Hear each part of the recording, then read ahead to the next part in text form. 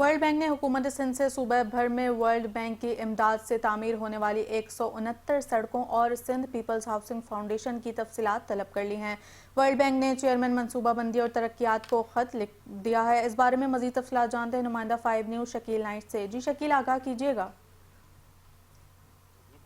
World bank نے سندھ میں تعمیر کی جانے والی 169 سڑکوں اور پیپل ہاؤسنگ فاؤنڈیشن کی تفصیلات مانگی ہے۔ ورلڈ بینک نے چیئرمین منصوبہ بندی اور ترقیات کو خط لکھ کر مذکور تفصیلات مانگی ہے، جس میں ان سے کہا گیا کہ اس سلسلے میں 29 اکتوبر 2025 کو جو کراچی میں اجلاس ہوا تھا اس حوالے سے بھی تفصیلات اس سال کی جائے۔ اس میں کہا گیا کہ جو بارشوں کے بعد سڑکیں تباہ ہو گئی تھی اور اس کے لیے ورلڈ بینک نے مالی امداد فراہم کی تھی، تو اب اس کی 169 جو سڑکیں ہیں ان کی تفصیلات بھیجی جائے۔ خط میں کہا گیا کہ شکایت کی گئی ہے کہ جب ہم نے 169 سڑکوں کی تفصیلات مانگی تو ہمیں صرف اور صرف 3 سڑکوں کی تفصیل بھیجی گئی جو مناسب باتیں ہیں، لہذا فوری طور پر ان کی تفصیلات بھیجی جائے اور ان کا ڈیٹا دیا جائے تاکہ اس کے بعد ورلڈ بینک کو فیصلہ کرے کہ ان سڑکوں کی تعمیر کے لیے یا مزید سڑکوں کی تعمیر کے لیے ورلڈ بینک امداد فراہم کرے یا نہ کرے۔ جی شکیل آج ہمیں تفصیلات سے آگاہ کر رہے تھے، آپ کا بہت شکریہ۔